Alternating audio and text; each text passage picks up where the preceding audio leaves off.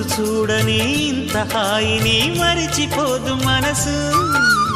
ఒదిగి ఉండి నీ వాకిటిలో బదులు కోరి నే నిలుచున్నా. దారి తెలియని చీకటిలో వెలుగు చూసి కాదంటానా.